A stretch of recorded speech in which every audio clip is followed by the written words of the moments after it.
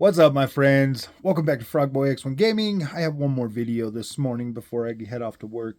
So, guys, my expectations for PC gaming are so low that AMD can consistently exceed those expectations, where Nvidia can't because they're too expensive. So, if you guys like this content, don't forget to like and subscribe. But I'm gonna be real with you guys for a minute.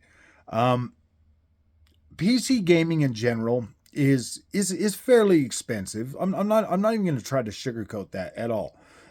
You are going to be into PC gaming when you start about $1,500 easily, like at a minimum, like $1,500 for a system that will consistently destroy your PS5 and your Xbox Series X. You're going to be about $1,500 into that, but over time it will start to pay for itself depending on your expectations and how you can um how you can control your emotions when it comes to watching content on YouTube and just the influence that's out there all the time. If you can control your emotions and you can control your FOMO and you can control all of that stuff and be able to learn to accept things that learn to accept things. I mean, like kind of keep that console mindset to at least some certain extent. I know that like the consoles have already destroyed your sense of gaming, by always consistently coming out and telling you that these machines can do more than what they actually can, and then falling short all the time. So yes, that's already got you beat up. That's already got you bruised. That's already got you feeling down like you're never gonna get what you pay for. But here's the thing, man. If you go PC gaming, after a while, you will start to see things in a different light, because you are going to be paying more money for this. So initially, I was like, wait a minute, dude, these are not any much. This $1,600 computer PC isn't that much better than my PS5 or whatever. But if you're going out there and you're buying Nvidia and you're paying for all that name brand crap that's not going to give you a significant freaking uplift over what you already got with your $500 console, then yeah, you're gonna be pretty upset. You're gonna be pretty like, what the freak, dude? This is stupid. And then you're gonna feel like, oh my gosh, I need this and this and this. That's why I 100% stand behind AMD. Like, you get more bang for your buck. You can get more and pay less for it, so you're not as like, oh my gosh, dude, this sucks, dude. I freaking I just spent a whole bunch of money and I'm not really getting better than what I've got, and now I got to upgrade again.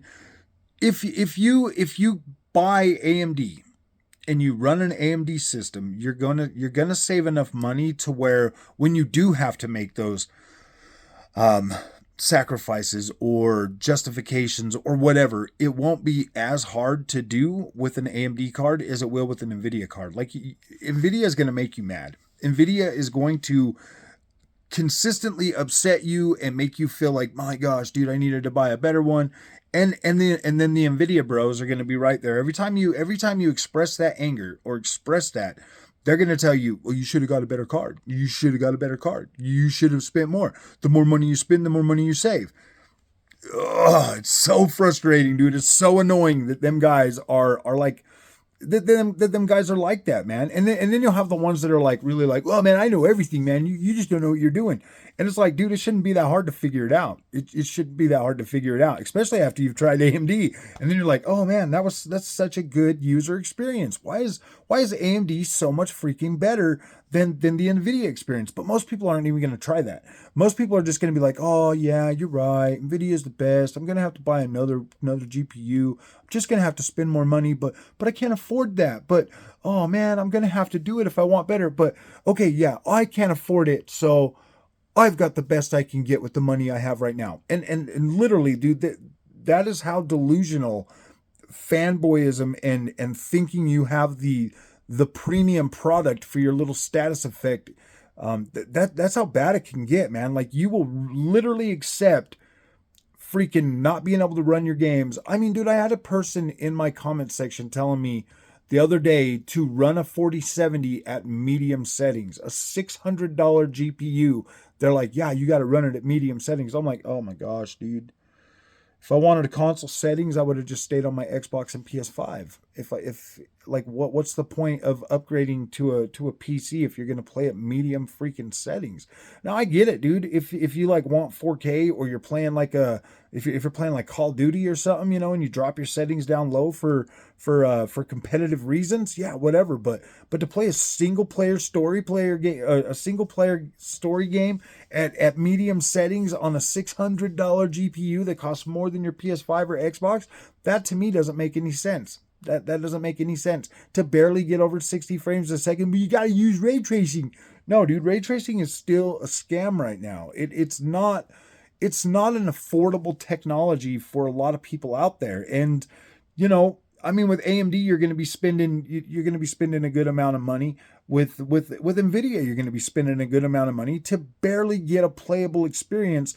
That to me is not worth that extra money. It's not. That to me, that's still a that's still a feature in its infancy that like these guys are trying to oversell you. No, dude, most people aren't even using ray tracing at like the $600 range. So don't let that be a reason that these people sucker you into spending extra money for something you can't use.